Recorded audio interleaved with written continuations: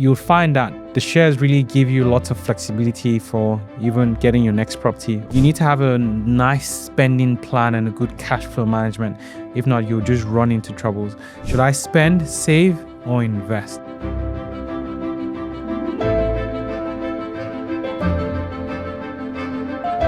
So look, well builder can be a huge range, but generally it's around those 25 to 45 who still want to build wealth and they're really still in that accumulation phase.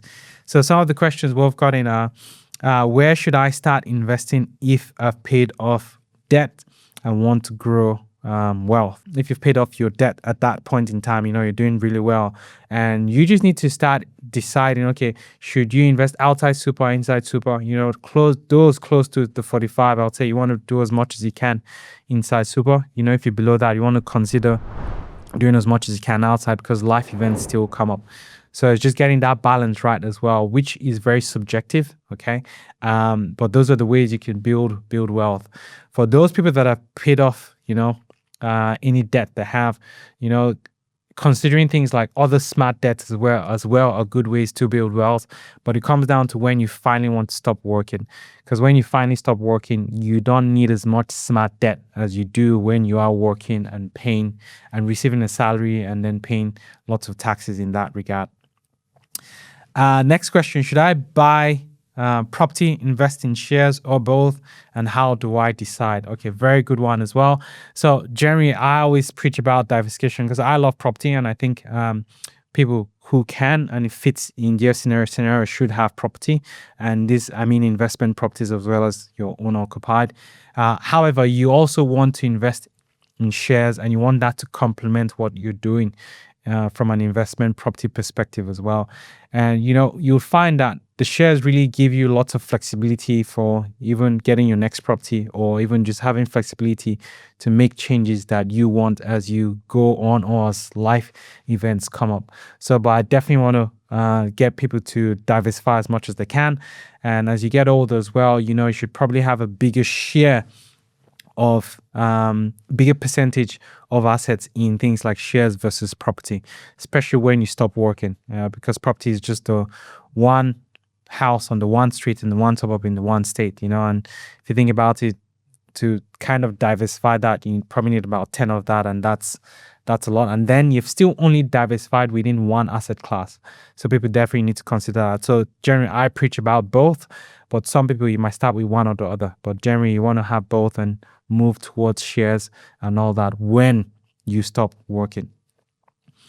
So how much should I be putting into super versus other investment vehicles? Look, very similar to the one I've answered before as well. It really comes down to what life stage you are.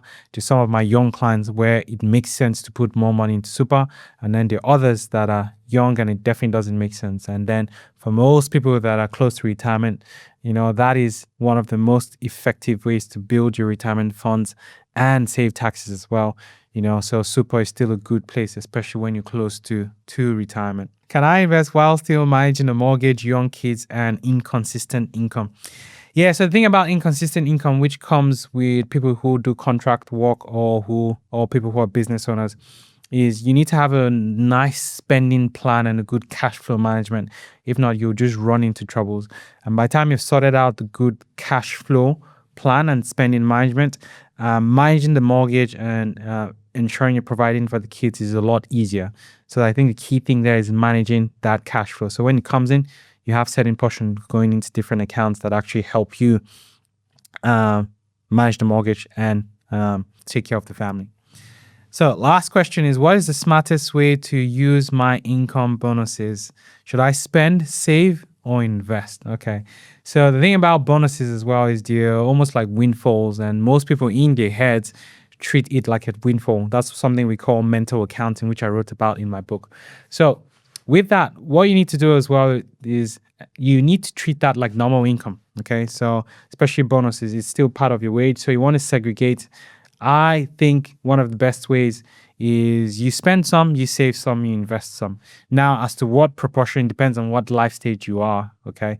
So if you're, say, in the early life stage and you value your spending more than you're saving for now, and you think you don't need as much later on, you might then spend more. While as others that on in the young stage and maybe want the family down track and understand that, look, they're going to need a lot more. They might want to then save and invest more. But I think there's a balance to have amongst all three of those. So that's pretty much all in terms of the questions being asked. So I'm happy to answer any of your questions if you send them through. It's a good way to just show value and educate people as to how they should think about things. If you want tailored personal advice, reach out to myself. We can help you with that. And then that way you're sure as to, okay, this advice is right and specific for you. So I hope you've enjoyed the show. So share with anyone who you think would be, who would benefit from this, and follow and like us for more educational content.